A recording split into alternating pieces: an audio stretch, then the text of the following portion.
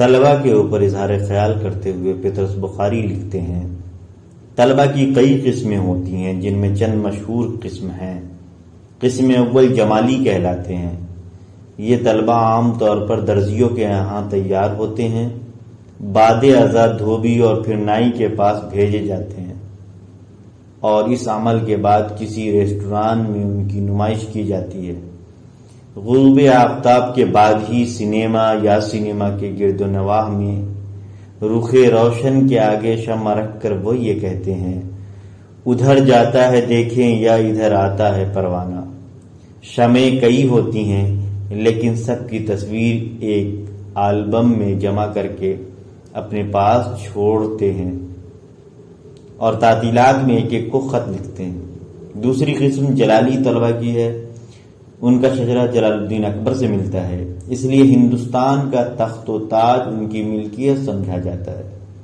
شام کے وقت چند مصاحبوں کو ساتھ لیے نکلتے ہیں اور جود و سخا کے خم لڑھاتے پھرتے ہیں۔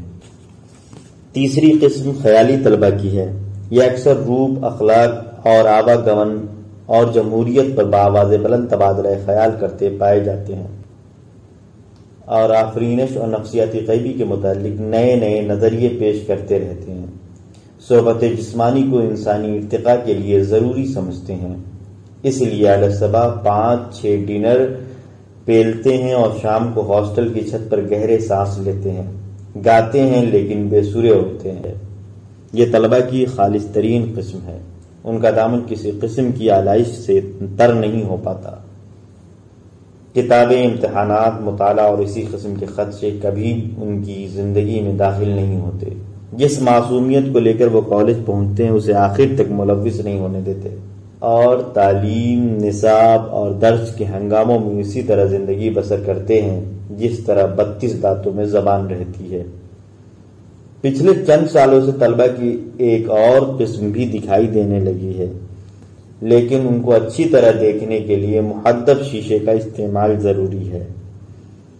وہ لوگ ہیں جنہیں ریل کا ٹکٹ نصف قیمت پر ملتا ہے اور اگر چاہیں تو اپنی انا کے ساتھ زنانے ڈبے میں سفر بھی کر سکتے ہیں، اور ان کی وجہ سے اب یونیورسٹی نے کالجوں پر یہ شرط عائد کر دی ہے کہ آئندہ صرف وہی لوگ پروفیسر مقرر کیے جائیں جو دودھ پلانے والے جانوروں میں سے ہوں۔